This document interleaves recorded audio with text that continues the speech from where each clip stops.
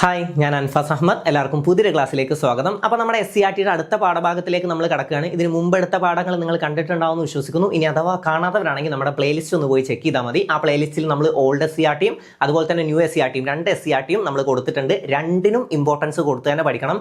New SCERT വന്നതുകൊണ്ട് പലരും old SCERT വിട്ട് കളയരുത്. രണ്ട് SCERTക്കും നിങ്ങൾ, അതായത് ന്യൂ SCERTക്കും ഓൾഡ് SCERTക്കും ഒരുപോലെ തന്നെ ഇമ്പോർട്ടൻസ് കൊടുത്ത് പഠിക്കുക. ഓക്കെ, അപ്പോൾ നമുക്ക് നേരെ നമ്മുടെ ക്ലാസ്സിലേക്ക് കടക്കാം. ക്ലാസ്സിലേക്ക് കടക്കുന്നതിന് മുമ്പ് നമ്മൾ പുതിയൊരു കോഴ്സ് സ്റ്റാർട്ട് ചെയ്തിട്ടുണ്ട് നമ്മുടെ ആപ്പിൻ്റെ, അതായത് ഈ കോഴ്സിൻ്റെ ഡീറ്റെയിൽസ് അറിയാനായിട്ട് താഴെ കാണുന്ന നമ്പറിൽ ഒന്ന് മെസ്സേജ് അയച്ചാൽ മതി. കോഴ്സ് എങ്ങനെയാണെന്ന് ഞാനൊന്ന് വിശദീകരിച്ച് തരാം. അതായത് നമ്മൾ LGSന് വേണ്ടിയിട്ട് ഒരു ഹോട്ട് ടോപ്പിക് സീരീസ് ചെയ്തിട്ടുണ്ടായിരുന്നു. ഏകദേശം 90-ലധികം ടോപ്പിക്കുകൾ, അതായത് ഏതൊരു പരീക്ഷയ്ക്ക് പോകുമ്പോഴും ഇമ്പോർട്ടൻ്റ് ആയിട്ട് നിങ്ങൾ പഠിച്ചിരിക്കേണ്ട ഒരു 90-ലധികം ടോപ്പിക്കുകൾ നമ്മൾ സെലക്ട് ചെയ്തൊരു സീരീസ് സ്റ്റാർട്ട് ചെയ്തിട്ടുണ്ടായിരുന്നു. ആ സീരീസ് നിങ്ങൾക്ക് ഇപ്പോൾ ലഭ്യമാവുന്നതാണ്. അപ്പോൾ അത് കിട്ടാൻ വേണ്ടിയിട്ട് താഴെ കാണുന്ന നമ്പറിൽ നിങ്ങളൊന്ന് മെസ്സേജ് അയച്ചാൽ മതി. അപ്പോൾ കോഴ്സിൻ്റെ കൂടുതൽ ഡീറ്റെയിൽസ് നിങ്ങളുമായിട്ട് ഷെയർ ചെയ്യും. അപ്പോൾ താഴെ കാണുന്ന നമ്പറിൽ വാട്സപ്പിൽ മെസ്സേജ് അയക്കാം കേട്ടോ. കോൾ ചെയ്യാൻ നിൽക്കേണ്ട, വാട്സപ്പിൽ മെസ്സേജ് അയച്ചാൽ നിങ്ങൾക്ക് അതിന് വേണ്ട ഡീറ്റെയിൽസ് എല്ലാം കിട്ടുന്നതാണ്. അപ്പോൾ അത് പർച്ചേസ് ചെയ്യാൻ താല്പര്യമുള്ളവരാണെങ്കിൽ എത്രയും പെട്ടെന്ന് തന്നെ ബന്ധപ്പെടുക. അതിൻ്റെ വാട്സപ്പ് നമ്പർ നമ്മൾ കമൻറ്റ് ബോക്സിലും കൊടുക്കുന്നുണ്ട് കേട്ടോ. ആ നമ്പറിലേക്ക് നിങ്ങൾ ബന്ധപ്പെട്ട നിങ്ങൾക്ക് വേണ്ടത് കിട്ടും. നിങ്ങൾക്ക് ഏതൊരു പരീക്ഷയ്ക്കും തീർച്ചയായിട്ടും ഉപകരിക്കും. നമ്മുടെ LGS എക്സാമിന് വേണ്ടി ഈ ക്ലാസ് കണ്ടവർക്ക് അറിയാം, LGS എക്സാമിൽ ഒരുപാട് ആളുകളുടെ തലവര മാറ്റിയ ഒരു സീരീസ് ആയിരുന്നു അത്. അതുകൊണ്ട് തന്നെ തീർച്ചയായിട്ടും നിങ്ങൾക്ക് ഏതൊരു പരീക്ഷയ്ക്ക് പോകുമ്പോഴും തീർച്ചയായിട്ടും ഉപകാരപ്പെടും. ഇനി തുടക്കക്കാരാണെങ്കിൽ തീർച്ചയായിട്ടും പർച്ചേസ് ചെയ്യാൻ ശ്രമിക്കുക. അതായത് തുടക്കക്കാർക്ക് നമ്മൾ ബേസ് തൊട്ടിട്ടാണ് ഓരോ ക്ലാസ്സുകളും പോകുന്നത്. ഏകദേശം 25 ക്ലാസ്സുകളിലായിട്ട് 90-ലധികം ടോപ്പിക്കുകളാണ് നമ്മൾ തീർത്തു പോകുന്നത്. അപ്പോൾ അതിൽ ആദ്യം ബേസ് തൊട്ടിട്ടാണ് തുടങ്ങുന്നത്. അപ്പോൾ PSC നിങ്ങൾക്ക് ട്രാക്കിലേക്ക് കയറാനും നല്ല രീതിയിൽ ഉപകരിക്കുന്ന ഒരു പ്ലേലിസ്റ്റാണ്. അപ്പോൾ നല്ല രീതിയിൽ തന്നെ അതിൻ്റെ കൂടുതൽ ഡീറ്റെയിൽസ് അറിയാനായിട്ട് താഴെ കാണുന്ന നമ്പറിൽ വാട്സപ്പ് ചെയ്യുക. വാട്സപ്പിൽ മെസ്സേജ് അയച്ചാൽ അതിൻ്റെ ഡീറ്റെയിൽസ് അവർ ഷെയർ ചെയ്ത് തരുന്നതാണ്. അപ്പോൾ എത്രയും പെട്ടെന്ന് തന്നെ മെസ്സേജ് അയക്കുക. അപ്പോൾ നമുക്ക് നമ്മുടെ ഇന്നത്തെ ക്ലാസ്സിലേക്ക് കടക്കാം. ഈ ക്ലാസ് നിങ്ങൾക്ക് ഉപകാരപ്പെടാൻ തോന്നുകയാണെങ്കിൽ മാത്രം ഈ ചാനൽ സബ്സ്ക്രൈബ് ചെയ്യുക. നിങ്ങളുടെ വലിയൊരു അഭിപ്രായങ്ങൾ തീർച്ചയായിട്ടും കമൻറ്റായി രേഖപ്പെടുത്തുക. അപ്പോൾ നമുക്ക് നേരെ നമ്മുടെ ക്ലാസ്സിലേക്ക് കടക്കാം.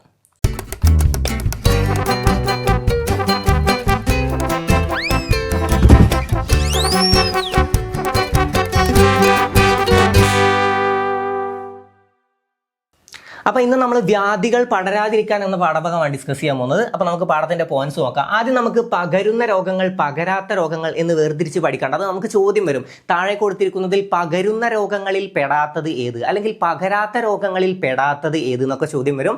അപ്പോൾ രണ്ടും വേർതിരിച്ച് തന്നെ അറിഞ്ഞു വെക്കുക. നോക്കി ഏതൊക്കെയാണ് പകരുന്ന രോഗങ്ങൾ? നമുക്കറിയാം ഡെങ്കിപ്പനി പകരും, നമ്മൾ എപ്പോഴും പറഞ്ഞു കേട്ടിട്ടുണ്ട് അല്ലേ? ഡെങ്കിപ്പനി പകരുന്നു നമ്മൾ പറഞ്ഞു കേട്ടിട്ടുണ്ട്. അപ്പോൾ ഡെങ്കിപ്പനി പകരും. പിന്നെ ഏതാണ്? മഞ്ഞപ്പിത്തം പകരും. ഇതൊക്കെ ഈ സിമ്പിളായിട്ട് നമുക്ക് അറിയുന്ന കാര്യങ്ങളാണ്. അപ്പോൾ ജസ്റ്റ് ഒന്ന് മനസ്സിലാക്കി വെച്ചാൽ മതി. ഏതെങ്കിലും ഒന്ന് കൺഫ്യൂഷൻ വന്നിട്ടുണ്ടെങ്കിൽ, അതായത് തെറ്റിദ്ധരിച്ച് വെച്ചിട്ടുണ്ടെങ്കിൽ അതൊന്ന് മാറ്റിയെടുക്കാനും ശ്രമിക്കുക. എന്തൊക്കെ പകരും? ഡെങ്കിപ്പനി പകരും, മഞ്ഞപ്പിത്തം പകരും, പിന്നെ ഏതാണ്? ടൈഫോയിഡ് പകരുന്നതാണ് കേട്ടോ. ടൈഫോയിഡ് പകരും. പിന്നെ ഏതാണ്? കോളറ, ജലദോഷം. ജലദോഷം പകരുന്ന അറിയാലോ. ജലദോഷം വന്ന് നമ്മളൊന്ന് തുമ്മിക്കഴിഞ്ഞാൽ അത് വേറൊരാൾക്ക് പകരുകയാണ്. അപ്പോൾ ആലോചിച്ച് വെക്കുക. ഓക്കെ, അപ്പോൾ ജലദോഷം. പിന്നെ കോവിഡ് പകരുന്ന പ്രത്യേകം എടുത്ത് പറയേണ്ട കാര്യമല്ല, നമുക്കൊക്കെ അറിയാം. COVID-19 പകരുന്ന രോഗമാണ്. ഓക്കെ, അപ്പോൾ ഏതൊക്കെ പഠിച്ചു? ഡെങ്കിപ്പനി, മഞ്ഞപ്പിത്തം, ടൈഫോയിഡ്, കോളറ, ജലദോഷം, COVID-19. ഇത്രയും എന്താണ്? പകരുന്ന രോഗങ്ങളാണ്. ഓക്കെ, പകരുന്ന രോഗങ്ങൾ ഏതൊക്കെ പഠിച്ചു? ഒന്ന് റിപ്പീറ്റ് ചെയ്തു പോവാ. ഡെങ്കിപ്പനി അല്ലേ? ഡെങ്കിപ്പനി ഉണ്ട്, മഞ്ഞപ്പിത്തം ഉണ്ട്. ഓക്കെ, ഡെങ്കിപ്പനി, മഞ്ഞപ്പിത്തം, ടൈഫോയിഡ്, കോളറ, ജലദോഷം, COVID-19. ഇതിൽ ഏതൊക്കെ നമുക്ക് സിമ്പിൾ ആയിട്ട് തന്നെ കിട്ടും?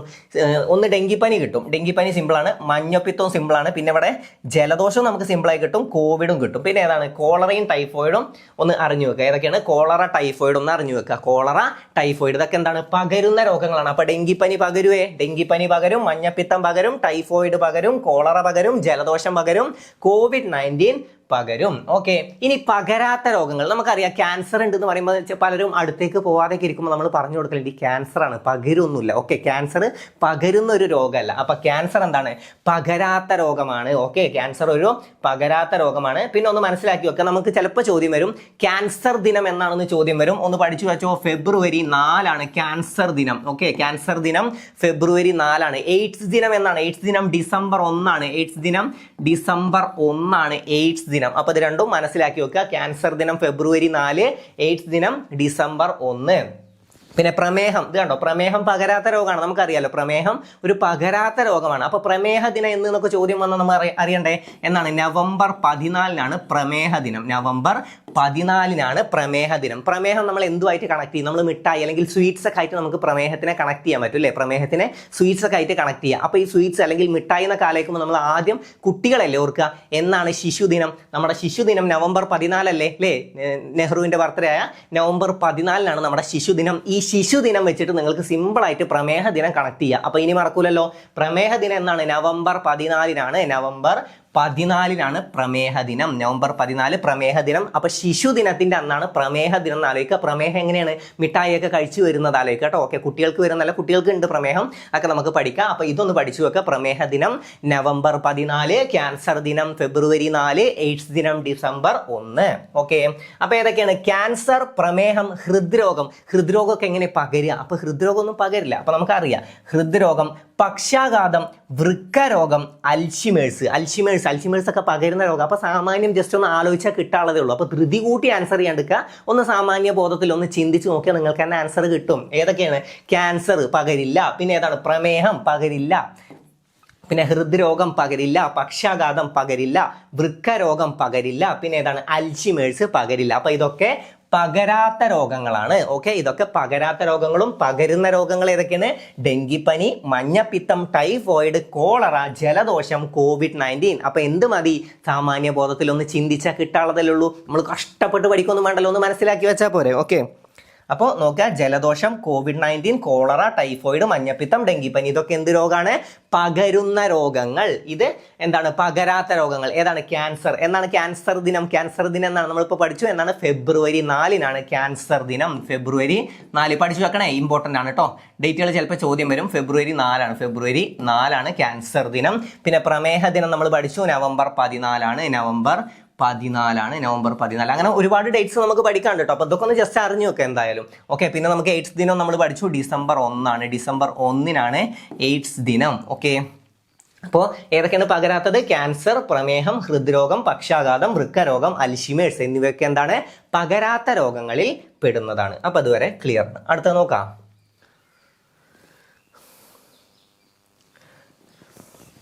അടുത്ത പോയിന്റ് നോക്കാം. ഒരാളിൽ നിന്ന് മറ്റുള്ളവരിലേക്ക് പകരുന്ന രോഗങ്ങളാണ് പകർച്ചവ്യാധികൾ. നമുക്കറിയാലോ, ഒരാളിൽ നിന്ന് മറ്റുള്ളവരിലേക്ക് പകരുന്ന രോഗങ്ങളാണ് പകർച്ചവ്യാധികൾ അല്ലെങ്കിൽ കമ്മ്യൂണിക്കബിൾ ഡിസീസ്. ജസ്റ്റ് ഒന്ന് അറിഞ്ഞു വെക്കുക. ഓക്കെ, മറ്റു രാജ്യങ്ങളിലേക്കോ ഭൂഖണ്ഡങ്ങളിലേക്കോ വ്യാപിക്കുകയും നിരവധി ആളുകളെ ബാധിക്കുകയും ചെയ്യുന്ന പകർച്ചവ്യാധികളാണ് മഹാമാരി അഥവാ പാൻഡമിക് അല്ലെങ്കിൽ മഹാമാരി. അത് നമുക്കറിയാം. മഹാമാരിക്ക് ഉദാഹരണങ്ങൾ ഏതൊക്കെയാണ്? വസൂരി, ക്ഷയം, പ്ലേഗ്, COVID-19 തുടങ്ങിയവയൊക്കെ ഏതിന് ഉദാഹരണമാണ്? മഹാമാരിക്ക് ഉദാഹരണമാണ്. എന്താണ് മഹാമാരി? മറ്റു രാജ്യങ്ങളിലേക്കോ, നമുക്ക് വേറൊരു രാജ്യത്ത് നിന്ന് വന്നതാണല്ലേ ഏത് COVID-19, അതൊക്കെ വെച്ച് നമുക്ക് ആലോചിച്ചാൽ കിട്ടും. അപ്പോൾ മറ്റു രാജ്യങ്ങളിലേക്കോ ഭൂഖണ്ഡങ്ങളിലേക്കോ വ്യാപിക്കുകയും നിരവധി ആളുകളെ ബാധിക്കുകയും ചെയ്യുന്ന പകർച്ചവ്യാധികളാണ് മഹാമാരി. ഓക്കെ, മഹാമാരി. അതിന് ഉദാഹരണങ്ങളാണ് വസൂരി, ക്ഷയം, പ്ലേഗ്, COVID-19 തുടങ്ങിയവ. ഓക്കെ, അപ്പൊ അത് കിട്ടി. രോഗാണു ശരീരത്തിൽ പ്രവേശിച്ച് രോഗലക്ഷണം കണ്ടു തുടങ്ങുന്നത് വരെയുള്ള കാലയളവ് അറിയപ്പെടുന്നതാണ് ഇൻക്യുബേഷൻ പീരീഡ്. ഏതാണ്? ഇൻക്യുബേഷൻ പീരീഡ് ആണ്. രോഗാണു ശരീരത്തിൽ പ്രവേശിച്ച് രോഗലക്ഷണം കണ്ടു തുടങ്ങുന്നത് വരെയുള്ള കാലയളവ് അറിയപ്പെടുന്നത് ഇൻക്യുബേഷൻ പീരീഡ്. അപ്പൊ എന്താണ് അറിയപ്പെടുന്നത്? രോഗാണു ശരീരത്തിൽ പ്രവേശിച്ച് രോഗാണു ശരീരത്തിൽ പ്രവേശിച്ചു, ഇനി രോഗലക്ഷണം കാട്ടി തുടങ്ങണ്ടേ? അപ്പൊ രോഗലക്ഷണം കണ്ടു തുടങ്ങുന്നത് വരെയുള്ള ഈ ഒരു ഗ്യാപ്പ് അതറിയപ്പെടുന്നതാണ് എന്താണ്? Incubation period. രോഗാണു ശരീരത്തിൽ പ്രവേശിച്ച് പരിപാടികളൊക്കെ അങ്ങനെ തുടങ്ങിക്കൊണ്ടിരിക്കുകയാണ്. ഈ സമയം അറിയപ്പെടുന്നതാണ് ഇൻക്യുബേഷൻ പീരീഡ്. അപ്പൊ കിട്ടിയല്ലോ, രോഗാണു ശരീരത്തിൽ പ്രവേശിച്ച് രോഗലക്ഷണം കണ്ട് തുടങ്ങുന്നത് വരെയുള്ള സമയമാണ് ഇൻക്യുബേഷൻ പീരീഡ്. സ്റ്റേറ്റ്മെന്റ് ഒക്കെ ചോദ്യം വരും, അതിനാണ് ഇങ്ങനെ റിപ്പീറ്റ് ചെയ്ത് പറയുന്നത് കേട്ടോ. അപ്പൊ സ്റ്റേറ്റ്മെന്റ് വന്നാലും തെറ്റരുത്. ഇൻക്യുബേഷൻ പീരീഡ് എന്താണ്? രോഗാണു ശരീരത്തിൽ പ്രവേശിച്ച് രോഗലക്ഷണം കണ്ടു തുടങ്ങുന്നത് വരെയുള്ള കാലയളവാണ് ഇൻക്യുബേഷൻ പീരീഡ്. ഓക്കെ, വളരെ വേഗത്തിൽ പടർന്നു പിടിക്കുന്ന രോഗങ്ങൾ അറിയപ്പെടുന്നത് എപ്പിഡെമിക്. ഓക്കെ, വളരെ വേഗത്തിൽ പടർന്നു പിടിക്കുന്നതാണ് എപ്പിഡെമിക്. വളരെ വേഗത്തിൽ പകർന്നു പിടിക്കുന്നത് എന്താണ്?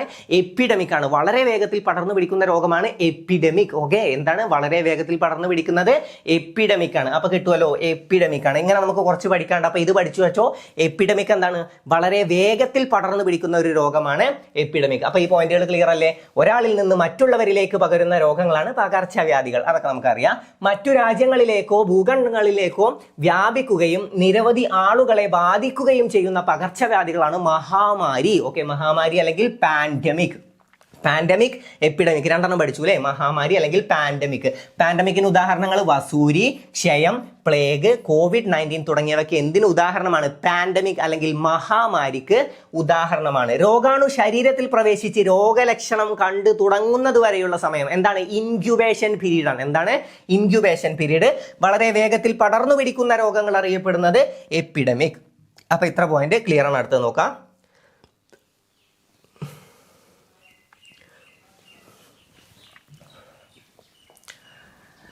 സമൂഹത്തിൽ വളരെ കാലങ്ങളായി നിലനിൽക്കുന്നതും പൂർണ്ണമായി തുടച്ചു മാറ്റാൻ കഴിയാത്തതുമായ രോഗങ്ങൾ അറിയപ്പെടുന്നത് എൻഡമിക്. എൻഡമിക് സമൂഹത്തിൽ കുറേ കാലമായിട്ട് ഇത് ഇവിടെ ഉണ്ട്, നമുക്ക് ഇത് തുടച്ചു മാറ്റിയിട്ടില്ല. അത് നമുക്ക് ന്യൂസൊക്കെ വരില്ലേ, തുടച്ചു മാറ്റപ്പെട്ടു എന്നൊക്കെ പറഞ്ഞ ന്യൂസൊക്കെ വരില്ലേ? അങ്ങനെ വരാൻ സാധിക്കാത്തത്, അതായത് എന്തൊക്കെ കണ്ടുപിടിച്ചിട്ടും ഇത് മുഴുവനായിട്ട് അങ്ങോട്ട് തുടച്ചു മാറ്റാൻ നമ്മളെ കൊണ്ടാവുന്നില്ല, അങ്ങനെ അറിയപ്പെടുന്നത്, അതായത് തുടച്ചു മാറ്റാൻ പറ്റാത്തതാണ് എൻഡമിക്. പഠിച്ചു വെക്കുക, എൻഡമിക് ആണ്. വളരെ വേഗത്തിൽ പടർന്നു പിടിക്കുന്നതാണ് എപ്പിഡമിക്. എപ്പിഡമിക് ഇതെന്താണ്? എൻഡമിക്. Endemic okay. എന്താണ് നമ്മൾ പറയില്ലേ, എൻ്റെ അമ്മ ഇത് വിട്ടു പോണില്ലല്ലോ എന്ന് പറയില്ല, അപ്പൊ അത് വെച്ചിട്ട് ആലോചിച്ചാൽ മതി. എൻഡമിക്, എൻ്റെ അമ്മ ഇത് പോണില്ലല്ലോ എന്ന് ആലോചിച്ചാൽ എൻഡമിക് നമുക്ക് കിട്ടണം. Okay, endemic. എൻഡമിക് സമൂഹത്തിൽ വളരെ കാലങ്ങളായി നിലനിൽക്കുന്നതും ഒരുപാട് കാലമായിട്ട് പറഞ്ഞു കേൾക്കുന്നുണ്ട്. ഇപ്പൊ നിപ്പ പിന്നെ ഇങ്ങനെ വരുന്നതായിട്ടൊക്കെ നമ്മൾ അറിയുന്നുണ്ട്. അതുപോലെ തന്നെ കോവിഡ് ഒക്കെ പിന്നെ ഇങ്ങനെ വരുന്നതായിട്ടൊക്കെ നമ്മൾ ന്യൂസ് കേൾക്കുന്നുണ്ട്. അപ്പൊ ഇതൊക്കെ എന്താണ്? ഇതൊന്നും വിട്ടു പോകണില്ല. അപ്പൊ നമ്മൾ പറയില്ല എൻ്റെ അമ്മ എന്ന് പറയില്ല. അപ്പൊ എന്താണ്? എൻഡമിക്. ഓക്കെ, വളരെ കാലങ്ങളായി നിലനിൽക്കുന്നതും പൂർണ്ണമായി തുടച്ചു മാറ്റാൻ കഴിയാത്തതുമായ രോഗങ്ങൾ അറിയപ്പെടുന്നതാണ് എൻഡമിക്. പഠിച്ചു വെക്കുക. ആശുപത്രിയിൽ നിന്ന് പകരുന്ന രോഗങ്ങൾ അറിയപ്പെടുന്നത് സോസോകോമിയൽ രോഗങ്ങൾ. ഓക്കെ, സാസോകോമിയൽ രോഗങ്ങൾ. സാസോകോമിയൽ രോഗങ്ങൾ. സാസോകോമിയൽ രോഗങ്ങൾ. സാസോകോമിയലാണ്. സാസോകോമിയൽ രോഗങ്ങൾ. ഓക്കെ, സാസോകോമിയൽ. അതെന്താണ്? സാസോകോമിയൽ എന്താണ്? ആശുപത്രിയിൽ നിന്ന് പകരുന്ന രോഗങ്ങൾ. ആശുപത്രിയിൽ പോയിട്ട് അവിടുത്തെ രോഗങ്ങൾ നമുക്ക് പകരുകയാണ്. ആശുപത്രിയിൽ പോയാൽ ഒരുപാട് രോഗികൾ ഉണ്ടാവില്ല എന്ന് നമുക്ക് പറയാൻ പറ്റില്ല, കാരണം ആശുപത്രി രോഗികളെ കാണിക്കാനുള്ളതല്ലേ. അപ്പോൾ അവിടെ പോയ ഒരുപാട് തരത്തിലുള്ള രോഗികൾ ഉണ്ടാവും. അവിടെ നിന്ന് നമുക്ക് ഇതുവരെ കണ്ടിട്ട് പോലും ഇല്ലാത്തൊരു രോഗം നമ്മളിലേക്ക് വരുമ്പോൾ, അങ്ങനെയല്ല ഞാൻ പറയുക, ഇതുവരെ കണ്ടിട്ട് പോലില്ലാത്ത രോഗം ജസ്റ്റ് ഒരു ഉദാഹരണം പറഞ്ഞാൽ, അതായത് ഒരു രോഗം, എന്തെങ്കിലും ഒരു രോഗം നമ്മൾ പ്രതീക്ഷിക്കുക പോലും ചെയ്യാത്തത് എവിടുന്ന് വന്നു എന്ന് ആലോചിക്കുമ്പോൾ നമുക്ക് കിട്ടും, ഇന്നലെ ഞാൻ ആശുപത്രിയിൽ പോയിരുന്നു. മറ്റേ സിനിമയിലൊക്കെ ഉണ്ട്, വൈറസ് സിനിമയിലൊക്കെ ഉണ്ട്, ആശുപത്രിയിൽ വന്ന ആളുകളുടെ കണക്കെടുക്കുക എന്നൊക്കെ പറയുന്നുണ്ട്. അപ്പോൾ അതൊക്കെ വെച്ചിട്ടൊന്ന് കണക്ട് ചെയ്താൽ മതി. ഓക്കെ, അപ്പോൾ ആശുപത്രിയിൽ നിന്ന് പകരുന്ന രോഗങ്ങൾ സാസോകോമിയൽ രോഗങ്ങൾ. എന്താണ്? സാസോകോമിയൽ രോഗങ്ങൾ. റിപ്പീറ്റ് ചെയ്യണേ, സാസോകോമിയൽ രോഗങ്ങൾ. എവിടെ നിന്നും പകരുന്നു? ആശുപത്രിയിൽ നിന്നും പകരുന്നതാണ് സാസോകോമിയൽ രോഗങ്ങൾ. ഏതാണ്? സാസോകോമിയൽ രോഗങ്ങൾ ആശുപത്രിയിൽ നിന്നും പകരുന്നത്. മൃഗങ്ങളിൽ നിന്നും മനുഷ്യരിലേക്ക് പകരുന്ന രോഗങ്ങൾ സൂണോസിസ് രോഗങ്ങളാണ്. സൂണോസിസ് മൃഗങ്ങളിൽ നിന്നും മനുഷ്യരിലേക്ക് പകരുന്നത്. എന്താണ്? സൂണോസിസ് രോഗങ്ങളാണ് മൃഗങ്ങളിൽ നിന്നും മനുഷ്യരിലേക്ക് പകരുന്നത്. ഇപ്പൊ നമ്മൾ വീട്ടിൽ പൂച്ചനെയൊക്കെ വാങ്ങിയിട്ട് വരുമ്പോൾ മാതാപിതാക്കൾ പറയൂലേ, അധികം വൈകാതെ നിനക്ക് വരും, നിനക്ക് എന്തെങ്കിലും രോഗം വരും അല്ലേ? ചിലർക്ക് ഇത് പൂച്ചയുടെ രോമ അലർജിയൊക്കെ ഉണ്ടാവും. അപ്പൊ അങ്ങനെ എന്തെങ്കിലുമൊക്കെ ഒരു രോഗം വരുന്ന അവർ നമുക്കൊരു വാണിംഗ് തരും. അപ്പൊ എന്താ പറയാ? അധികം വൈകാതെ, ആസ് സൂൺ ആസ് പോസിബിൾ. അപ്പൊ സൂൺ നിനക്ക് വരും, നിനക്ക് രോഗം വരും. സൂൺ മൃഗങ്ങളിൽ നിന്നും നിനക്കൊരു രോഗം വരും, സൂൺ അത് വരും. അപ്പൊ സൂണോസിസ് കണക്ട് ചെയ്തോ? അപ്പൊ സൂണോസിസ് വെച്ചിട്ട് കണക്ട് ചെയ്യാം. മൃഗങ്ങൾക്കിടയിലെ സാംക്രമിക രോഗങ്ങളാണ് എപ്പിസൂട്ടിക്. ഓക്കെ, എപ്പിസൂട്ടിക് മൃഗങ്ങൾക്കിടയിലെ സാംക്രമിക രോഗങ്ങളാണ് എപ്പിസൂട്ടിക്. പഠിച്ചു. ഓക്കെ, എപ്പിസൂട്ടിക് ആണ് മൃഗങ്ങൾക്കിടയിലെ സാംക്രമിക രോഗങ്ങൾ അറിയപ്പെടുന്നത്. എന്താണ്? എപ്പിസൂട്ടിക് എന്നാണ് മൃഗങ്ങൾക്കിടയിലെ സാംക്രമിക രോഗങ്ങൾ അറിയപ്പെടുന്നത്. ഓക്കെ, അടുത്തത് പകർച്ചവ്യാധികൾക്ക് കാരണമാകുന്ന സൂക്ഷ്മജീവികളായ ബാക്ടീരിയ, ഫംഗസ്, വൈറസ് തുടങ്ങിയവ അറിയപ്പെടുന്നത് രോഗകാരികൾ. നമുക്കറിയാം, രോഗകാരികൾ എന്നാണ് അവ അറിയപ്പെടുന്നത്. ഓക്കെ, ജസ്റ്റ് ഒന്ന് അറിഞ്ഞു വെക്കാം. ഇനി നമുക്ക് ഫംഗസിനെ പറ്റി നോക്കാം. ഫംഗസുകൾക്ക് ഉദാഹരണം ഏതൊക്കെയാണ്? റൊട്ടി പൂപ്പൽ, കരിമ്പൻ, കൂൺ എന്നിവയെല്ലാം ഫംഗസുകളാണ്. ഓക്കെ, അതായത് പൂപ്പൽ, കരിമ്പൻ, കൂൺ എന്നിവയെല്ലാം ഫംഗസുകളാണ്, രോഗങ്ങളും കാരണമാകുന്ന ഫംഗസുകളും. ഓക്കെ, കാൻഡിഡിയാസിസ് എന്താണ് കാരണമാകുന്നത്? കാൻഡിഡ ആൽബക്കൻസ്. ഇതിൽ തന്നെ ഈ കാൻഡി വെച്ച് കണക്ട് ചെയ്യാലോ. കാൻഡിഡിയാസിസ് ആണ് അത്, കാൻഡി. അപ്പൊ ഈ കാൻഡി എന്നുള്ളത് വെച്ച് കാൻഡി ഇവിടെ ഉണ്ട്, രണ്ടും വെച്ചിട്ട് കണക്ട് ചെയ്ത് വെക്കുക. Okay, candidiasis candida albicans, candidiasis candida albicans. ഇനി ക്രിപ്റ്റോകോക്കൽ മെനിഞ്ചൈറ്റിസ് ഏതാണ്? അവിടെ ഉണ്ട് ക്രിപ്റ്റോകോക്കസ് ഉണ്ട്. അപ്പൊ ഇതൊക്കെ അതിന് തന്നെ കിട്ടുട്ടോ. അപ്പോൾ ക്രിപ്റ്റോകോക്കൽ എന്നാണ്, ക്രിപ്റ്റോകോക്കൽ മെനിഞ്ചൈറ്റിസ് അവിടെ തന്നെ ക്രിപ്റ്റോ ഉണ്ട്, ക്രിപ്റ്റോകോക്കസ് അവിടെ തന്നെ ഉണ്ട്. അപ്പൊ ക്രിപ്റ്റോകോക്കസ് വെച്ചിട്ട് കണക്ട് ചെയ്യുക. സിമ്പിൾ ആണ്, അധികം ടെൻഷൻ ആവരുത്. സിമ്പിൾ ആയിട്ട് അതിൽ തന്നെ ആൻസർ ഉണ്ട്. അപ്പോൾ സിമ്പിൾ ആയിട്ട് നിങ്ങൾ ആൻസർ ചെയ്യുന്നുള്ള ഒരു കോൺഫിഡൻസ് വരുത്തുക. കാരണം ഇതിൽ തന്നെ ആൻസർ ഉണ്ടല്ലോ. അപ്പോൾ ഇത് ചോദ്യം വന്നാൽ പിന്നെ പേടിക്കണ്ട. ഇനി അഥവാ ബോക്സ് ആയിട്ട് തന്നാലും നിങ്ങൾ പേടിക്കണ്ട. ഏതെങ്കിലും രണ്ടെണ്ണം കിട്ടിയാൽ തന്നെ ബാക്കി നമുക്ക് കട്ട് ചെയ്തിട്ടൊക്കെ നമുക്ക് അവിടെ എത്താൻ പറ്റും. ഓക്കെ, അപ്പോൾ ഈ പേരൊന്നും കണ്ട് പേടിക്കണ്ട. കാരണം ഇതൊക്കെ ഇതിൽ തന്നെ ഉണ്ട്. കാൻഡി ഇവിടെ ഉണ്ട്, കാൻഡി ഇവിടെയും ഉണ്ട്. അതുപോലെ തന്നെ ക്രിപ്റ്റോകോക്കൽ, ക്രിപ്റ്റോകോക്കസ്, ഈ സായും ലായും ഉള്ള മാറ്റം. ഓക്കെ, സാ ഇന്നുള്ള മാറ്റം. ക്രിപ്റ്റോകോക്ക വരെ ഇവിടെ രണ്ടിടത്തും ഉണ്ട്. ഓക്കെ, രണ്ട് സ്ഥലത്തും ഉണ്ട്. ഇനി ഹിസ്റ്റോപ്ലാസ്മോസിസ്, ഹിസ്റ്റോപ്ലാസ്മോസിസ്, ഹിസ്റ്റോപ്ലാസ്മോസിസ് ഏതാണ്? Darlings disease, darlings disease. അടുത്തത് അത്ലറ്റ് ഫൂട്ട്, എപ്പിഡർമോഫൈറ്റൺ ഫ്ലോക്കോസം, എപ്പിഡർമോഫൈറ്റൺ ഫ്ലോക്കോസം ആണ് അത്ലറ്റ് ഫൂട്ട്. റിംഗ് വേം മൈക്രോസ്പോറം, മൈക്രോസ്പോറം. അപ്പൊ അതൊക്കെ ഒന്ന് ജസ്റ്റ് ഒന്ന് മനസ്സിലാക്കി വെക്കാം. മൈക്രോസ്പോറം, ഇതൊക്കെ ഇതിൽ തന്നെ പേരുണ്ട്. കാൻഡി, ഇവിടെയും കാൻഡി. ഓക്കെ, ഇനി ഒന്ന് വായിച്ചു നോക്കിയാൽ നിങ്ങൾക്ക് കിട്ടും. പിന്നെ ക്രിപ്റ്റോകോക്ക വരെ ഇവിടെ ഉണ്ട്, ക്രിപ്റ്റോകോക്ക വരെ ഇവിടെയും ഉണ്ട്. ഓക്കെ, അപ്പോൾ സിമ്പിൾ ആയിട്ട് കിട്ടും. പിന്നെ ഹിസ്റ്റോപ്ലാസ്മോസിസ് എന്താണ്? Darlings disease. അത്ലറ്റ് ഫൂട്ട് എന്താണ്? എപ്പിഡർമോഫൈറ്റ് ഫ്ലോക്കോസം. ഓക്കെ, അപ്പോൾ അതൊക്കെ ഒന്ന് വായിച്ചാൽ കിട്ടും കേട്ടോ, പേടിക്കാനൊന്നുമില്ല. ഒന്ന് വായിച്ചാൽ കിട്ടും. ഒന്നും കൂടെ ഒന്ന് വായിച്ചു നോക്കിയാൽ നമ്മൾ PDF നമ്മുടെ ടെലിഗ്രാമിൽ ഷെയർ ചെയ്യുന്നതാണ്. ടെലിഗ്രാമിൻ്റെ ലിങ്ക് താഴെ കൊടുത്തിട്ടുണ്ട് കമന്റ് ബോക്സിൽ. അപ്പോൾ ജോയിൻ ചെയ്യാത്തവരാണെങ്കിൽ എത്രയും പെട്ടെന്ന് ജോയിൻ ചെയ്യുക. എന്നിട്ട് ഇതൊക്കെ കഴിഞ്ഞാൽ ഒന്നുകൂടെ ഒന്ന് വായിച്ചു നോക്കണം. കേട്ടത് കൊണ്ട് മാത്രം പഠിയൊന്നുമില്ല. ഒന്ന് കഴിഞ്ഞ് ഒന്നുകൂടെ ഒന്ന് റിവൈസ് ചെയ്ത് വായിച്ചൊക്കെ നോക്കുക. അപ്പോൾ ടെലിഗ്രാമിൽ ജോയിൻ ചെയ്യാത്തവരാണെങ്കിൽ ജോയിൻ ചെയ്യുക. ഓക്കെ,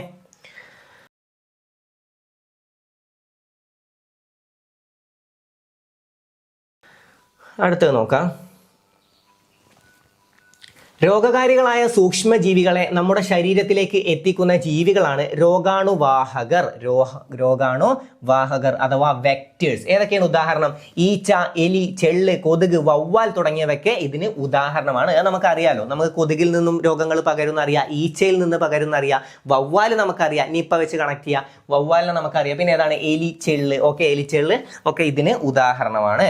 ഓക്കെ, അപ്പൊ അടുത്ത് നോക്കാം. ഇനി രോഗാണുവാഹകർ പെരുകുന്ന സാഹചര്യങ്ങളും നമുക്ക് നോക്കാം. ഇതൊക്കെ സ്റ്റേറ്റ്മെന്റ് ആയിട്ട് വരാൻ ചാൻസ് ഉള്ളതാണ്, അതുകൊണ്ട് അങ്ങനെ പഠിച്ചു വെച്ചാൽ മതി. ആദ്യം രോഗാണുവാഹകർ. ആദ്യം ഏതാണ്? കൊതുകാണ്. ഉപേക്ഷിച്ച പ്ലാസ്റ്റിക് കവറുകളിലും കുപ്പികളിലും ചിരട്ടകളിലും കെട്ടിക്കിടക്കുന്ന ജലത്തിലും കൊതുക് മുട്ടയിട്ട് വളരുന്നു. വെള്ളം സംഭരിച്ച് വെക്കരുത്. വെള്ളം പുറത്തൊക്കെ നമ്മൾ സംഭരിച്ച് വെച്ച ഒരു ബക്കറ്റിലൊക്കെ വെറുതെ വെള്ളം കുറേ കാലം ഇരിക്കുന്നത് കണ്ടാൽ കൊതുക് അതിൽ വന്ന് മുട്ടടും. ഓക്കെ, അത് വളരും. അപ്പൊ അത് മനസ്സിലാക്കി വെക്കുക. അടുത്തത് ഈച്ച. നനഞ്ഞതും ചീഞ്ഞൊഴുങ്ങുന്നതുമായ ജൈവപാഴ് വസ്തുക്കളിൽ ഈച്ചകൾ പ്രജനന കേന്ദ്രം കണ്ടെത്തുന്നു. ചൂട് കാലാവസ്ഥയിൽ ഇവയുടെ പ്രത്യുൽപാദനം കൂടുന്നു. അപ്പൊ അതും പഠിച്ചു വെക്കുക. ചൂട് കാലാവസ്ഥയിലാണ് ഇവയുടെ പ്രത്യുൽപാദനം കൂടുന്നത്, ഈച്ചയുടെ ചൂട് കാലത്താണ്. ഇനി എലി. വളർത്തുമൃഗങ്ങളുടെ അവശിഷ്ടങ്ങൾ പാകമായിട്ടും വിളവെടുക്കാത്ത സസ്യങ്ങളുടെ ഫലങ്ങളിൽ നിന്നുള്ള ബന്ധം തുടങ്ങിയവ എലികളെ ആകർഷിക്കുന്നു. അപ്പൊ ജസ്റ്റ് ഒന്ന് വായിച്ചാൽ കിട്ടാനുള്ളതേ ഉള്ളൂ. നമുക്ക് അടുത്തത് നോക്കാം. ഇതൊക്കെ ഒന്ന് വായിച്ചു നോക്കാം കേട്ടോ ഒന്നുകൂടെ.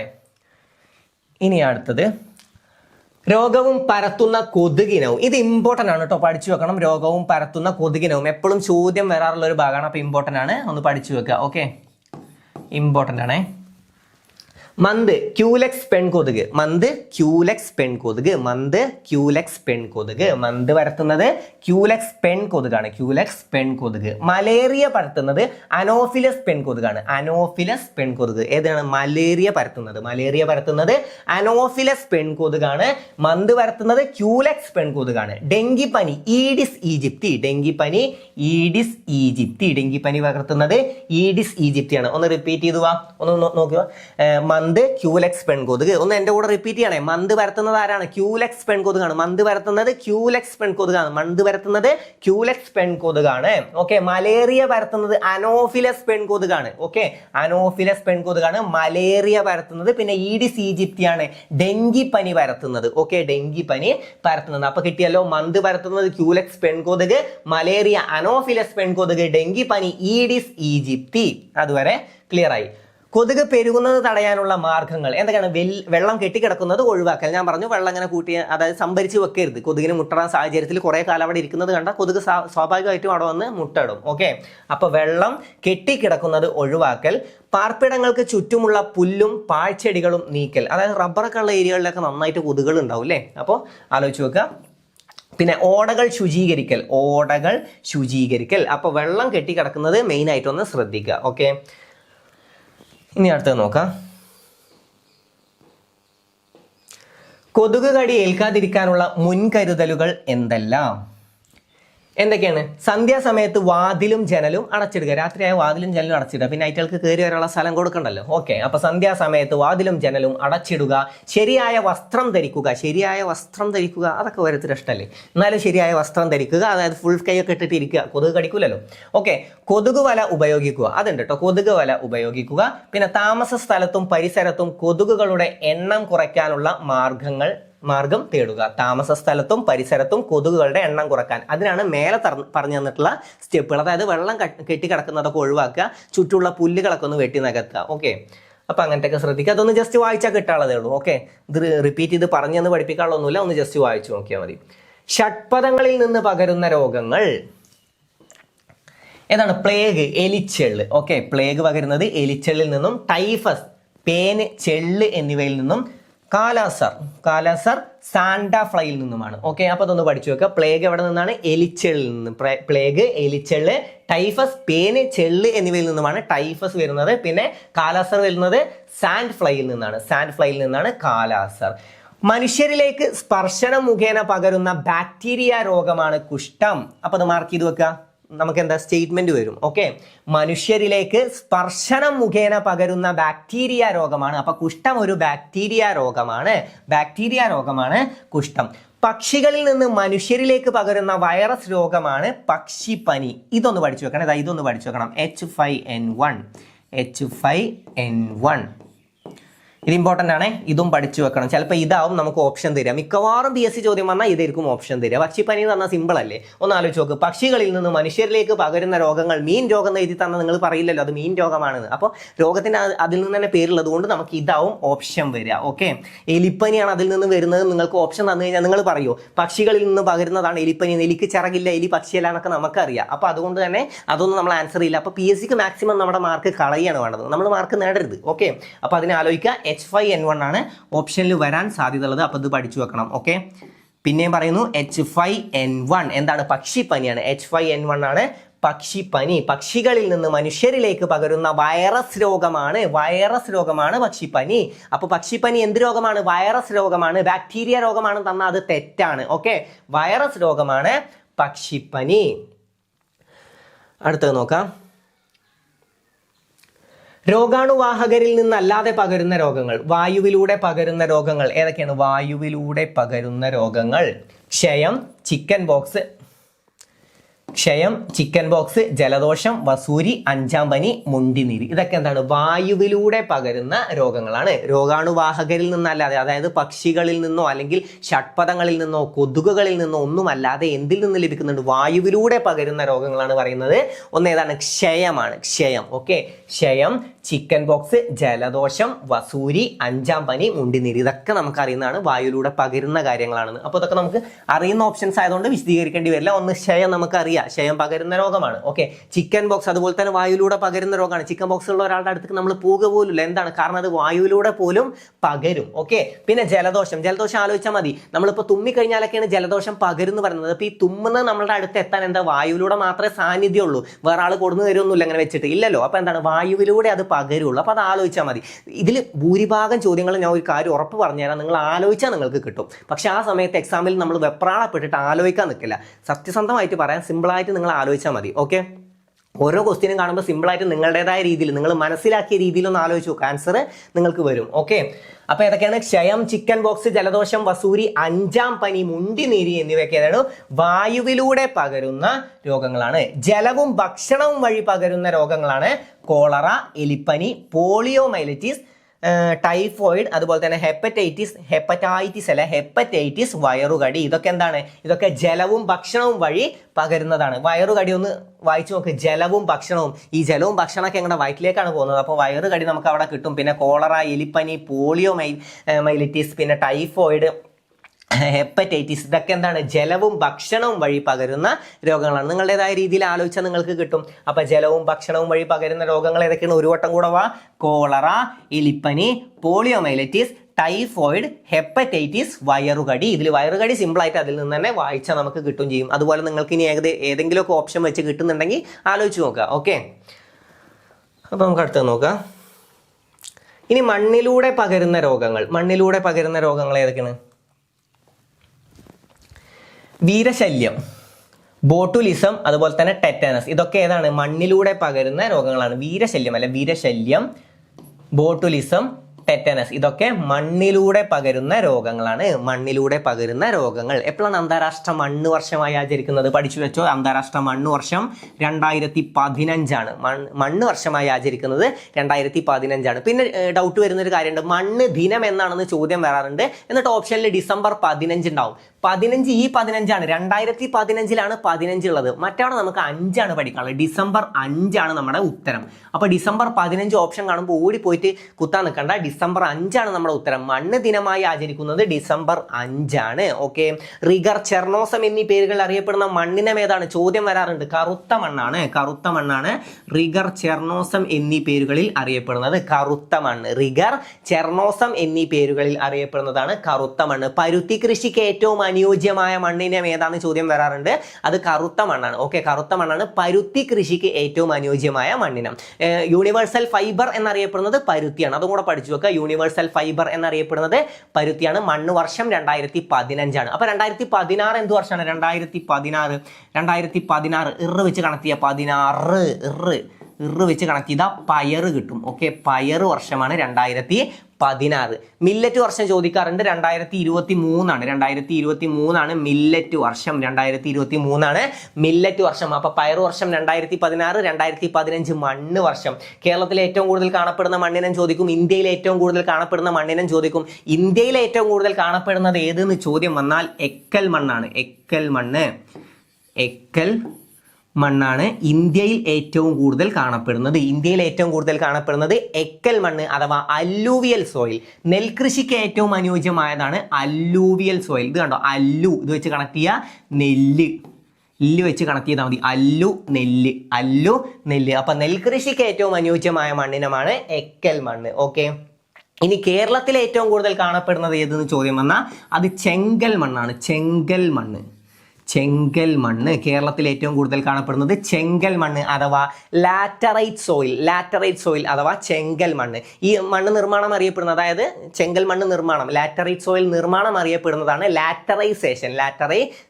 ഓക്കെ, അപ്പോൾ മണ്ണിനെ കുറിച്ചുള്ള പഠനം ചോദ്യം വരാറുണ്ട്. അതാണ് പെഡോളജി. മണ്ണിനെ കുറിച്ചുള്ള പഠനമാണ് പെഡോളജി. മണ്ണ് രൂപം കൊള്ളുന്ന പ്രക്രിയ അത് പെഡോജെനിസിസ്. മണ്ണ് രൂപം കൊള്ളുകയാണ്, മണ്ണ് ജനിക്കുക. പെഡോളജി നമ്മൾ പഠിച്ചാൽ പെഡോജെനിസിസും കിട്ടും. മണ്ണ് രൂപം കൊള്ളുകയാണ്, മണ്ണ് ജനിക്കുകയാണ്. പെഡോജെനിസിസ്. അപ്പൊ നമുക്ക് ഉത്തരം കിട്ടും. ഓക്കെ, അപ്പൊ ഏതൊക്കെയാണ്? വിരശല്യം, ബോട്ടുലിസം, ടെറ്റനസ് എന്നിവയൊക്കെ മണ്ണിലൂടെ പകരുന്ന രോഗങ്ങളാണ്. പിന്നെ ഏതാണ്? ഈച്ച പെരുകുന്നത് തടയാനുള്ള മാർഗങ്ങൾ. അടച്ച പാത്രങ്ങളിൽ ഭക്ഷണം ശരിയായി സൂക്ഷിക്കുക. അതായത് ഭക്ഷണം ഇങ്ങനെ തുറന്നിടരുത്, അതിലൊക്കെ ഈച്ച വന്നിരിക്കും, നമുക്കറിയാലോ. വീടിനടുത്ത് ഇലകളോ പുല്ലുകളോ അഴുകാൻ അനുവദിക്കരുത്. ഓക്കെ, അഴുകാൻ അനുവദിക്കരുത്. മൃഗാവശിഷ്ടങ്ങൾ ഉടൻ തന്നെ വൃത്തിയാക്കുക, അതായത് കുഴിച്ചിടുക. മൃഗാവശിഷ്ടങ്ങൾ ഉടൻ തന്നെ വൃത്തിയാക്കുക. ഉപയോഗിച്ച ഗ്ലാസുകളും പാത്രങ്ങളും കഴിയുന്നതും വേഗം വൃത്തിയാക്കുക, അതായത് കഴുകി വെക്കുക. ഉപയോഗിച്ച ഗ്ലാസുകളും പാത്രങ്ങളും എത്രയും പെട്ടെന്ന് തന്നെ കഴുകി വെക്കുക, അത്രേ ഉള്ളൂ. ഓക്കെ, അപ്പൊ എന്തൊക്കെയാണ്? അടച്ച പാത്രങ്ങളിൽ ഭക്ഷണം ശരിയായി സൂക്ഷിക്കുക, അതായത് ഭക്ഷണം തുറന്നു വെക്കരുത്. നമുക്കറിയാം അതിൽ ഈച്ച വന്നിരിക്കും എന്നുള്ളത്. ഓക്കെ, വീടിനടുത്ത് ഇലകളോ പുല്ലുകളോ അഴുകാൻ അനുവദിക്കരുത്. ഈച്ച എന്തിലാണ് വന്നിരിക്കുക? അഴുകിയതിലാണ് ഈച്ച വന്നിരിക്കുക. ഓക്കെ, അപ്പൊ അഴുകാൻ അനുവദിക്കരുത്. മൃഗാവശിഷ്ടങ്ങൾ ഉടൻ തന്നെ വൃത്തിയാക്കുക. പിന്നെ ഏതാണ്? ഉപയോഗിച്ച ഗ്ലാസുകളും പാത്രങ്ങളും കഴിയുന്നതും വേഗം വൃത്തിയാക്കുക. അപ്പൊ അത്രയൊക്കെ ഉള്ളൂ. അടുത്തത് നോക്കാം.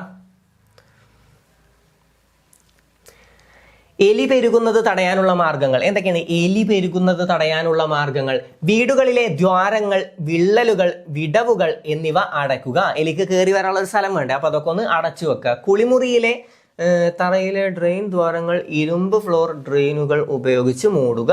കുളിമുറിയിലെ തറയിലെ ഡ്രെയിൻ ദ്വാരങ്ങൾ ഇരുമ്പ് ഫ്ലോർ ഡ്രെയിനുകൾ ഉപയോഗിച്ച് മൂടുക. എലികൾ വളരാൻ സാഹചര്യമുള്ള പഴയ വീടുപകരണങ്ങൾ, അവശിഷ്ടങ്ങൾ തുടങ്ങിയവ നീക്കം ചെയ്യുക. എലികളെ പിടിക്കാൻ കെണികൾ ഉപയോഗിക്കുക. ഇതൊക്കെ നമുക്ക് അറിയുന്ന കാര്യങ്ങളാണ്. അപ്പൊ ജസ്റ്റ് ഒന്ന് മനസ്സിലാക്കി വെച്ചാൽ മതി. എലികളെ പിടിക്കാൻ കെണികൾ ഉപയോഗിക്കുക. ഇതൊക്കെ എന്താണ്? എലി പെരുകുന്നത് തടയാനുള്ള മാർഗങ്ങളാണ്. ഓക്കെ, ഇനി രോഗപ്രതിരോധ ശേഷി അഥവാ ഇമ്മ്യൂണിറ്റി. രോഗാണുക്കളുടെ പ്രവേശനം തടയാനും ശരീരത്തിന് അകത്ത് പ്രവേശിച്ച രോഗാണുക്കളെ നശിപ്പിക്കാനുള്ള ശരീരത്തിന്റെ കഴിവാണ് രോഗപ്രതിരോധ ശേഷി അഥവാ ഇമ്മ്യൂണിറ്റി. നമ്മൾ പറയാറില്ലേ ഇമ്മ്യൂണിറ്റി കുറവാണ്, രോഗപ്രതിരോധ ശേഷി കുറവാണ്. രോഗപ്രതിരോധത്തിന് ആവശ്യമായ വിറ്റാമിൻ ഏതാണ്? വിറ്റാമിൻ സി ആണ് കേട്ടോ, പഠിച്ചു വെക്കുക. വിറ്റാമിൻ സി ആണ് രോഗപ്രതിരോധത്തിന് ആവശ്യമായ വിറ്റാമിൻ സി ആണ് രോഗപ്രതിരോധം. എന്തിൽ നിന്നൊക്കെയാണ് ലഭിക്കുന്നത്? ഓറഞ്ച്, നാരങ്ങ, നെല്ലിക്ക എന്നിവയിൽ നിന്നൊക്കെ ലഭിക്കുന്നതാണ് ഏതാണ്? വിറ്റാമിൻ സി ആണ് രോഗപ്രതിരോധത്തിന് ആവശ്യമായ വിറ്റാമിൻ. രോഗപ്രതിരോധ ശേഷി 2 തരത്തിലുണ്ട്. ഏതാണ്? സ്വാഭാവിക പ്രതിരോധ ശേഷി, ആർജിത പ്രതിരോധ ശേഷി. അതിൽ സ്വാഭാവിക പ്രതിരോധ ശേഷി, രോഗാണുക്കൾ ശരീരത്തിൽ പ്രവേശിച്ചാൽ അവയെ നിയന്ത്രിക്കാനും ചെറുത്തു നിർത്താനുമുള്ള ശരീരത്തിന്റെ സ്വാഭാവിക കഴിവാണ് സ്വാഭാവിക പ്രതിരോധ ശേഷി. ജസ്റ്റ് ഒന്ന് വായിച്ചാൽ നിങ്ങൾക്ക് മനസ്സിലാവും. ഓക്കെ, ഇനി ആർജിത പ്രതിരോധ ശേഷി. പ്രതിരോധ കുത്തിവയ്പ്പുകൾ അതായത് വാക്സിനേഷൻ വഴി രോഗപ്രതിരോധ ശേഷി നേടിയെടുക്കുന്നതാണ് ആർജിത പ്രതിരോധ ശേഷി. പ്രതിരോധ കുത്തിവയ്പ്പിലൂടെ അതിജീവിച്ച രോഗങ്ങളാണ് വസൂരി, പ്ലേഗ്, പോളിയോ എന്നിവ. ഓക്കെ, വസൂരി, പ്ലേഗ്, പോളിയോ എന്നിവ പ്രതിരോധ കുത്തിവയ്പ്പിലൂടെ അതിജീവിച്ച രോഗങ്ങളാണ്. അപ്പോൾ പ്രതിരോധ കുത്തിവയ്പ്പിലൂടെ അതിജീവിച്ച രോഗങ്ങളിൽ താഴെപ്പെടാത്തത് ഏത്, അല്ലെങ്കിൽ താഴെ തന്നിരിക്കുന്നതിൽ അതിൽ പെടാത്തത് ഏത് എന്നൊക്കെ ചോദ്യം വരും, ശ്രദ്ധിച്ചു വായിക്കുക. ഓക്കെ, അപ്പോൾ ഏതൊക്കെയാണ് പെടുന്നത്? ഏതൊക്കെയാണ്? വസൂരി, പ്ലേഗ്, പോളിയോ എന്നിവ. പ്രതിരോധ കുത്തിവയ്പ്പ് വഴി തടയാൻ കഴിയുന്ന ഒരു രോഗമാണ് ഹെപ്പറ്റൈറ്റിസ് ബി. ഓക്കെ, അപ്പൊ ഇതും പഠിച്ചു വെക്കാം. അപ്പൊ ഇതിൽ പെടാത്തത് ചോദിക്കൂട്ടോ. പ്രതിരോധ കുത്തിവയ്പ്പ് വഴി തടയാൻ കഴിയുന്ന ഒരു രോഗമാണ് ഹെപ്പറ്റൈറ്റിസ് ബി. ഇന്ത്യയിൽ അവസാനമായി വസൂരി റിപ്പോർട്ട് ചെയ്തത് എന്ന്? 1975 മെയ് 17 ആണ്. 1975 മെയ് 17 അവസാനമായിട്ട് വസൂരി റിപ്പോർട്ട് ചെയ്തത് 1975 1975 മെയ് 17 അവസാനമായിട്ട് വസൂരി റിപ്പോർട്ട് ചെയ്തത്. റിപ്പോർട്ട് ചെയ്തത് എന്നെന്ന് ചോദ്യം വന്നാൽ 1975 മെയ് 17. ഡേറ്റ് പഠിച്ചു വെച്ചോ. അത് എവിടെയെന്നും ചോദ്യം വരും. അത് ബീഹാറിലാണ്. ഓക്കെ, എന്നാണ്? മെയ് 17 മെയ് 17 എവിടെ വെച്ചിട്ടാണ്? ബീഹാറിലാണ് അവസാനമായി റിപ്പോർട്ട് ചെയ്തത്. ഓക്കെ, ബീഹാർ. അപ്പൊ അത് പഠിച്ചു വെക്കുക. ബീഹാറിലാണ് അവസാനമായി റിപ്പോർട്ട് ചെയ്തത്. ഓക്കെ, വസൂരിയെ ഭൂമുഖത്ത് നിന്ന് തുടച്ചു നീക്കിയതായി ലോകാരോഗ്യ സംഘടന അതായത് WHO വേൾഡ് ഹെൽത്ത് ഓർഗനൈസേഷൻ പ്രഖ്യാപിച്ച വർഷം 1980. ഇന്ത്യയിൽ അവസാനമായിട്ട് റിപ്പോർട്ട് ചെയ്തത് 75 മെയ് 17 തുടച്ചു നീക്കിയതായി പ്രഖ്യാപിച്ചത് എന്നാണ്? 1980. ഓക്കെ, ഇന്ത്യയിൽ അവസാനമായി പോളിയോ രോഗം റിപ്പോർട്ട് ചെയ്തത് എവിടെയാണ്? പശ്ചിമ ബംഗാളിലാണ്. 2011 കേട്ടോ. ഇന്ത്യയിൽ അവസാനമായി പോളിയോ രോഗം റിപ്പോർട്ട് ചെയ്തത് 2011 എവിടെ വെച്ചിട്ടാണ്? പശ്ചിമ ബംഗാളിലാണ്. 2011 പശ്ചിമ ബംഗാൾ. ലോകാരോഗ്യ സംഘടന ഇന്ത്യയെ പോളിയോ വിമുക്ത രാജ്യമായി പ്രഖ്യാപിച്ച വർഷം 2014 മാർച്ച് 27. 2014 മാർച്ച് 27. ഈ ഡേറ്റ് ഒന്ന് പഠിച്ചു വെച്ചോ. 2014 മാർച്ച് 27. 2014 മാർച്ച് 27. ഒന്നുകൂടെ വാ. ലോകാരോഗ്യ സംഘടന ഇന്ത്യയെ പോളിയോ വിമുക്ത രാജ്യമായി പ്രഖ്യാപിച്ച വർഷമാണ് 2014 മാർച്ച് 27. 2014 മാർച്ച് 27. കിട്ടിയല്ലോ. ഓക്കെ, ഇനി രോഗങ്ങൾ വരാതിരിക്കാൻ ശ്രദ്ധിക്കേണ്ട കാര്യങ്ങളും. ആഹാരത്തിലൂടെയും ജലത്തിലൂടെയും പകരുന്ന രോഗങ്ങൾ അത് വരാതിരിക്കാൻ നമ്മൾ എന്ത് ചെയ്യണം? പഴങ്ങളും പച്ചക്കറികളും കഴുകി ഉപയോഗിക്കുക. നമുക്കറിയാം, പഴങ്ങളും പച്ചക്കറികളും കഴുകി ഉപയോഗിക്കണം. അത് നമ്മൾ ചെയ്യാറുള്ളതാണ് അല്ലേ? ഓക്കെ, ഭക്ഷണ സാധനങ്ങൾ അടച്ചു സൂക്ഷിക്കുക, തുറന്നിടരുത്. ഓക്കെ, ഭക്ഷണ സാധനങ്ങൾ അടച്ചു സൂക്ഷിക്കുക. തിളപ്പിച്ചാറ്റിയ വെള്ളം കുടിക്കുക. ഇതൊക്കെ നമ്മൾ ശ്രദ്ധിക്കുന്ന കാര്യങ്ങളാണ്, നമുക്ക് അറിയുന്ന കാര്യങ്ങളാണ്. അപ്പോൾ ആഹാരത്തിലൂടെയും ജലത്തിലൂടെയും പകരുന്ന രോഗങ്ങൾ അത് പകരാതിരിക്കാൻ നമ്മൾ എന്തൊക്കെ ചെയ്യണം? ഒന്ന്, പഴങ്ങളും പച്ചക്കറികളും കഴുകി ഉപയോഗിക്കുക. ഇത് നമ്മൾ ചെയ്യുന്ന കാര്യങ്ങളാണ്. നമ്മൾ പഴവും പച്ചക്കറിയൊക്കെ കഴുകിയിട്ട് തന്നെയാണ് ഉപയോഗിക്കാറുള്ളത്. അത് എന്തുകൊണ്ടാണ്? അതിനൊന്നും ഒരു രോഗവും വരാതിരിക്കാനാണ് നമ്മൾ ചെയ്യുന്നത്. അതൊന്ന് മനസ്സിലാക്കുക. ഓക്കെ, പിന്നെ ഭക്ഷണ സാധനങ്ങൾ അടച്ചു സൂക്ഷിക്കുക. മനസ്സിലാക്കാൻ നല്ല നിങ്ങൾ അതൊന്ന് ഓർക്കുക. അപ്പൊ അന്ന് ഓർത്താൽ തന്നെ നമുക്ക് ആൻസർ കിട്ടും. ഓക്കെ, തിളപ്പിച്ചാറ്റിയ വെള്ളം കുടിക്കുക. അതെന്തിനാ തിളപ്പിച്ചാറ്റിയ വെള്ളം കുടിക്കുന്നത്? തിളച്ചു കഴിഞ്ഞാൽ അതിലുള്ള അണുക്കളൊക്കെ പോയി കിട്ടും. അപ്പൊ വെള്ളത്തിൽ നിന്ന് രോഗം വരാനുള്ള ചാൻസും പോയി. വായുവിലൂടെയും സമ്പർക്കത്തിലൂടെയും പകരുന്ന രോഗങ്ങൾ. രോഗിയുമായുള്ള സമ്പർക്കം ഒഴിവാക്കുക. നമ്മൾ ഒഴിവാക്കാറുണ്ട്. രോഗിയുമായി നമ്മൾ അധികം സമ്പർക്കം ചെലുത്താറില്ല. അപ്പൊ രോഗിയുമായുള്ള സമ്പർക്കം ഒഴിവാക്കുക.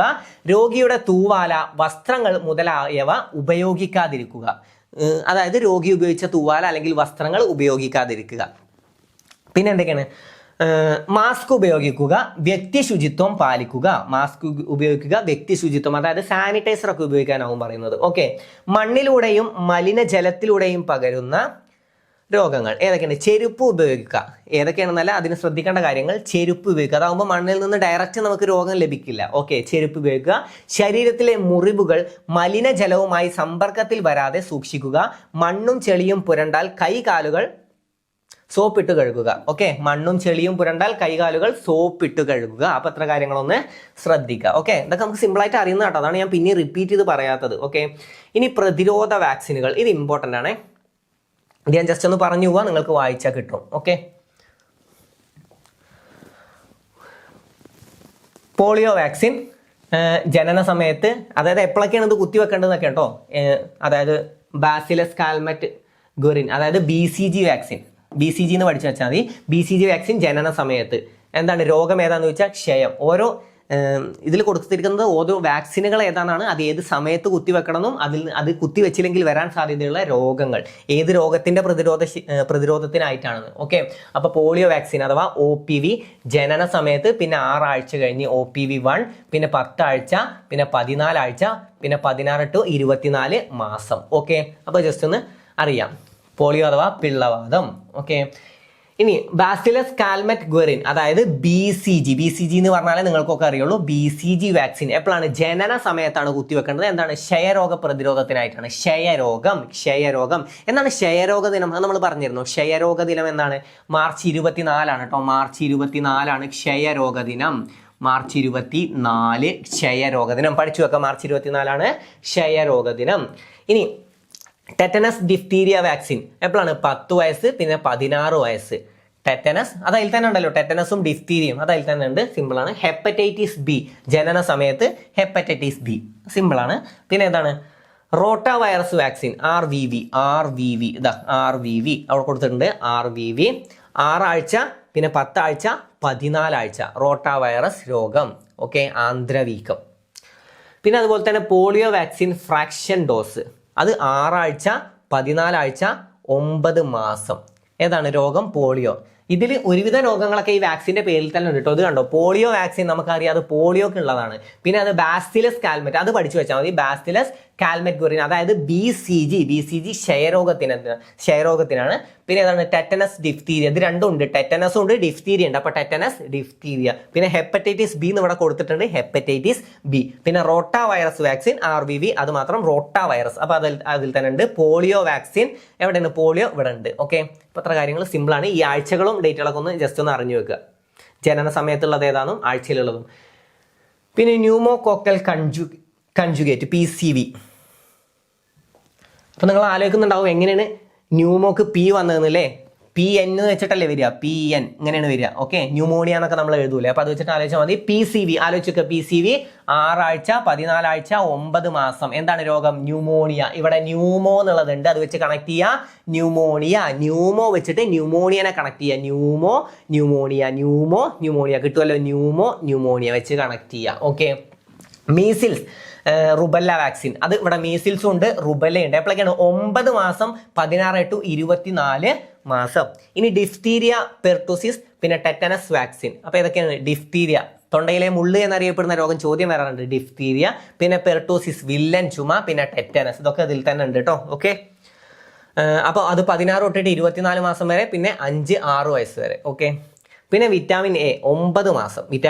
വിറ്റാമിൻ എയുടെ അപര്യാപ്തത മൂലം ഉണ്ടാകുന്ന രോഗങ്ങൾ നമുക്ക് പഠിക്കാമല്ലേ? നിശാന്തത അല്ലേ? സിറോഫ്താൽമിയ, നിശാന്തത, വിറ്റാമിൻ എയുടെ അപര്യാപ്തത മൂലം. ഇത് രണ്ടും എന്തിനാണ്? കണ്ണിനെ ബാധിക്കുന്നതാണ്. അപ്പൊ അത് വെച്ചിട്ട് അന്ധത നമുക്ക് കണക്ട് ചെയ്യാം. വിറ്റാമിൻ A കണ്ടാൽ തന്നെ A ഫോർ അന്ധൻ ആലോചിച്ചാൽ മതി. A ഫോർ അന്ധൻ. ഓക്കെ, A ഫോർ അന്ധൻ ആലോചിച്ച് വെച്ചാൽ നമുക്ക് കിട്ടും. അന്ധത 9 മാസം, 16 തൊട്ട് 24 മാസം വരെ വിറ്റാമിൻ A2. ഓക്കെ, അപ്പോൾ അത് ഡേറ്റുകൾ മാത്രം നിങ്ങൾ ജസ്റ്റ് ഒന്ന് വായിച്ച് മനസ്സിലാക്കി വെക്കുക. രോഗങ്ങളൊക്കെ അതിൽ നിന്ന് തന്നെ നിങ്ങൾക്ക് കിട്ടും. ഓക്കെ, ഇനി നല്ല ആരോഗ്യശീലങ്ങൾ, ഇതിപ്പോൾ കുട്ടികൾക്ക് പഠിപ്പിച്ചു കൊടുക്കുന്ന പോലെയാണ്. ജസ്റ്റ് ഒന്ന് വായിച്ചു തരാം. കൈ കഴുകിയ ശേഷം ആഹാരം കഴിക്കുക, അറിയാം. ദിവസവും 2 നേരം പല്ല് തേക്കുക. 2 നേരം പല്ല് തേക്കാം കേട്ടോ, 1 നേരമല്ല. രാവിലെ നീച്ചാൽ മാത്രമല്ല, രാത്രി കിടക്കാൻ പോകുന്നതിന് മുമ്പും. അപ്പോൾ കൈകാലുകളിലെ നഖങ്ങൾ വെട്ടുക. അത് ചിലപ്പോൾ സ്റ്റേറ്റ്മെന്റ് ആയിട്ട് വരും. ദിവസവും 1 നേരം പല്ല് തേക്കലാണ് നിർബന്ധം എന്നൊക്കെ പറഞ്ഞ സ്റ്റേറ്റ്മെന്റ് തന്നാൽ അല്ല. എന്താണ്? 2 നേരം പല്ല് തേക്കണം. ഓക്കെ, കൈകാലുകളിലെ നഖങ്ങൾ വെട്ടുക. പുറത്തിറങ്ങി നടക്കുമ്പോൾ ചെരുപ്പ് ഉപയോഗിക്കുക. അതൊക്കെ നമ്മൾ ചെയ്യുന്ന കാര്യങ്ങളാണ്. തുറന്നു വെച്ച് വിൽക്കുന്ന പലഹാരങ്ങളും പാനീയങ്ങളും ഒഴിവാക്കുക. പക്ഷികൾ കടിച്ചിട്ട പഴങ്ങൾ കഴിക്കരുത്. നിപ്പ. ഓക്കെ, പൊതുസ്ഥലങ്ങളിൽ തുപ്പാൻ പാടില്ല, എല്ലാ ദിവസവും കുളിക്കുക. ദിനചര്യകളാണ് കേട്ടോ കുട്ടികൾക്കുള്ളത്. അപ്പോൾ ജസ്റ്റ് കുട്ടികൾക്ക് പഠിപ്പിച്ചു കൊടുക്കാനുള്ളതാണേ. അപ്പോൾ നിങ്ങളും പഠിച്ചിരിക്കണം. നിങ്ങൾ ഇതിൽ ജസ്റ്റ് ഒന്ന് മനസ്സിലാക്കി വെക്കുക. സ്റ്റേറ്റ്മെൻ്റ് ഒക്കെ തിരിച്ചു മറിച്ചൊക്കെ തന്നു കഴിഞ്ഞാൽ ജസ്റ്റ് അറിയാൻ വേണ്ടി ഒന്ന് വായിച്ചു എന്നേ ഉള്ളൂ. ഓക്കെ, ഇനി അടുത്തത് സസ്യങ്ങളെ ബാധിക്കുന്ന രോഗങ്ങളും രോഗകാരികളും. നെല്ലിലെ തവിട്ട് ഇലപ്പുള്ളി രോഗം ഏതാണ്? ഫംഗസ്. രോഗകാരി ഏതാണ്? ഫംഗസ് ആണ്. പയറിലെ മൊസൈക്ക് രോഗം, ഇതൊക്കെ മൊസൈക്ക് വൈറസ്. അപ്പോൾ സൈ വൈ വെച്ച് കണക്ട് ചെയ്യുക. കേട്ടോ, കളർ മാറ്റട്ടെ. ഇത് കണ്ടോ സൈ, ഇവിടെ ഒരു സൈ ഉണ്ട്, ഇവിടെ സൈ ഉണ്ട്, അത് വെച്ചിട്ട് ഇവിടെ വൈ ഉണ്ട്, വൈറസ് ആണ്, വൈറസ്. ഓക്കെ, അപ്പോൾ അത് വെച്ച് കിട്ടും. പിന്നെ ഇത് നെല്ലിലെ തവിട്ട് ഇലപ്പുള്ളി രോഗം ഫംഗസ്, ഒന്ന് പഠിച്ചു വെക്കാം. തെങ്ങിലെ കൂമ്പ് ചീയൽ അതും ഫംഗസ് ആണ്. ഓക്കെ, അപ്പം നെല്ലിലെയും തെങ്ങിലെയും ഏതാണ്? ഫംഗസ് ആണ്. തെങ്ങിലെ മണ്ടരി അതും ഏതാണ്? വൈറസ് ആണ്. ഓക്കെ, അപ്പോൾ ഏതൊക്കെയാണ് വൈറസ്? പയറിലെ മൊസൈക്ക് രോഗം വൈറസ് ആണ്, അത് ഇനി മറക്കില്ലല്ലോ. പയറിലെ മൊസൈക്ക് രോഗം വൈറസ് ആണെന്ന് ഇനി മറക്കില്ല. തെങ്ങിലെ മണ്ടരി രോഗവും വൈറസ് ആണ്, തെങ്ങിലെ തവിട്ട് ഇലപ്പുള്ളി രോഗമാണ് ഫംഗസ്. പിന്നെ തെങ്ങിലെ കൂമ്പ് ചീയലും ഫംഗസ് ആണ്. ഇത് രണ്ടും ജസ്റ്റ് ഒന്ന് മനസ്സിലാക്കി വെക്കുക. അപ്പോൾ എത്ര കാര്യങ്ങൾ ക്ലിയർ ആയാലും ഇതൊന്നും കൂടെ ഒന്ന് വായിച്ചാൽ നിങ്ങൾക്ക് ക്ലിയർ ആയി പോകും. ഏകദേശം നമ്മൾ റിപ്പീറ്റ് ചെയ്ത് പറഞ്ഞിട്ട് തന്നെ കുറേയൊക്കെ ഇഞ്ചെക്ട് ചെയ്ത് തന്നിട്ടുണ്ട്. ഇനി ഒന്നുകൂടെ ഒന്ന് വായിച്ചാൽ നിങ്ങൾക്ക് പെർഫെക്റ്റ് ആവും. അപ്പോൾ തീർച്ചയായിട്ടും വായിക്കാൻ ശ്രമിക്കുക. ടെലിഗ്രാം ചാനലിൽ ജോയിൻ ചെയ്യാത്തവരാണെങ്കിൽ എത്രയും പെട്ടെന്ന് ജോയിൻ ചെയ്യുക. അതിൽ നമ്മൾ PDF ഷെയർ ചെയ്യുന്നതാണ്. നിങ്ങളിത് പഠിച്ചോ എന്നറിയാൻ വേണ്ടിയിട്ട് നമ്മളവിടെ മോക്ക് ടെസ്റ്റ് ഒക്കെ നടത്തുന്നതാണ്. അപ്പോൾ മോക്ക് ടെസ്റ്റ് ഒക്കെ നടത്തുമ്പോൾ നല്ല രീതിയിൽ തന്നെ അറ്റൻഡ് ചെയ്ത് പോവുക. പിന്നെ നമ്മൾ തുടക്കത്തിൽ പറഞ്ഞ ആ കോഴ്സിൻ്റെ ഡീറ്റെയിൽസ് അവസാനം ഒന്നുകൂടെ കൊടുക്കുന്നുണ്ട്. ആ കോഴ്സ് നിങ്ങൾക്ക് ജോയിൻ ചെയ്യാൻ താല്പര്യം ഉണ്ടെങ്കിൽ അതിൽ കൊടുത്തിട്ടുള്ള നമ്പറിൽ ഒന്ന് ബന്ധപ്പെടുക. നമ്പറിൽ വാട്സപ്പിൽ മെസ്സേജ് അയച്ചാൽ കോഴ്സിൻ്റെ കൂടുതൽ ഡീറ്റെയിൽസ് അയച്ചു തരും. കോഴ്സ് എങ്ങനെ നിങ്ങൾക്ക് പർച്ചേസ് ചെയ്യാമെന്നും അതിൽ പറഞ്ഞു തരും. അപ്പോൾ വാട്സപ്പിൽ മെസ്സേജ് അയക്കുക. അപ്പോൾ ഇതുപോലുള്ള മറ്റൊരു ക്ലാസ്സുമായിട്ട് നമുക്ക് വീണ്ടും കാണാം. ഇന്നത്തെ ക്ലാസ് നിങ്ങൾക്ക് ഉപകാരപ്പെട്ടു എന്ന് നിങ്ങൾക്ക് തോന്നുകയാണെങ്കിൽ മാത്രം ഈ ചാനൽ സബ്സ്ക്രൈബ് ചെയ്യുക. നിങ്ങളുടെ വലിയൊരു അഭിപ്രായങ്ങൾ തീർച്ചയായിട്ടും കമൻറ്റായി രേഖപ്പെടുത്തുക. അപ്പോൾ മറ്റൊരു ക്ലാസ്സുമായിട്ട് നമുക്ക് വീണ്ടും കാണാം. Thank you.